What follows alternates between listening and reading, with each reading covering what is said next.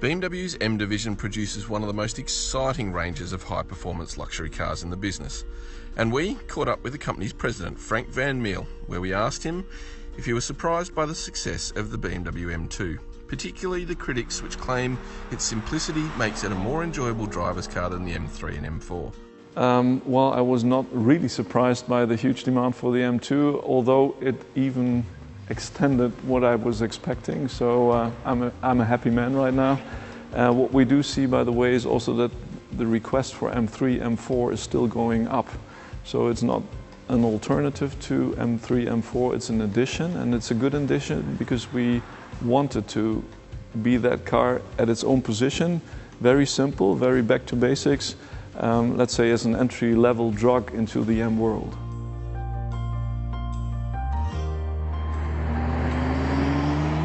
Well, for the pure M's, we don't have any pressure to downsize our engines. As a matter of fact, the six-cylinder engine is a perfect one.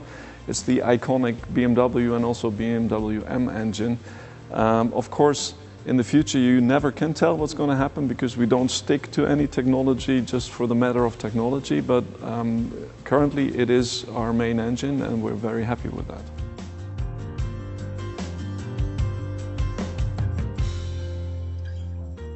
Well, regarding its driving dynamics, it has to be typical M3, M4 as always. So that is a prerequisite we're not going to change.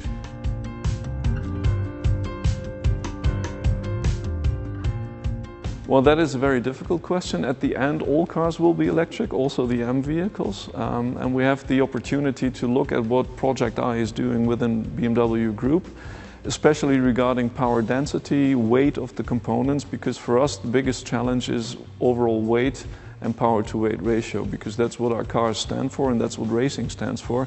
So for us, we're still looking at the right time to get it into our cars, but since we don't have any dogmas, there's nothing against it, but we also don't have the push to bring it on a short time notice, because then the cars will be too heavy right now.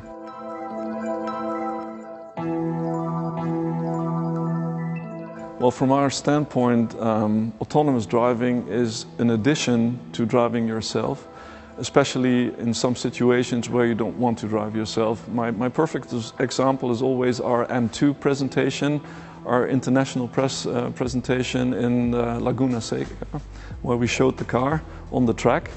And on a Friday afternoon, we had to go back to San Francisco airport, and we drove up the classical highway along the ocean, watching it, but not really watching it. We were in an M6 cabriolet, really nice car, roof down, but we were in stop-and-go traffic, so you always had to look to the car in front of you in stop-and-go traffic. Now, if we would have had an assist system that would have taken over from us, that would have been really great. Race on the track, if you're stuck in traffic jams, let the car drive and watch outside, talk to your passengers in the car.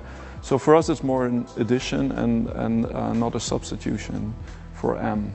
And I think also M customers would like to have that in the future once it is available.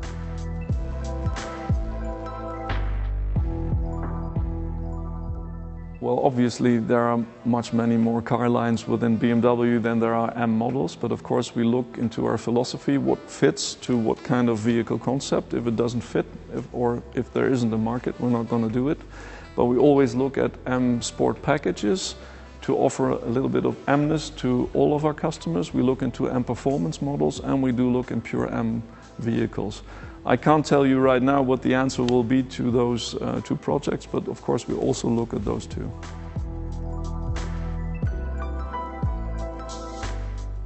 Well, we were at Le Mans this year already with the pace car. I don't know if you saw it. we had a nice M2 as a pace car and safety car, but yes, we're going to enter in Le Mans with the M8 GTE, and of course our plan is to win. As always within racing, but of course you have to see how fast that goes, because it will be more or less the premiere of the M8, but that's the plan for next year in Le Mans. Thank you very much for your time. You're welcome.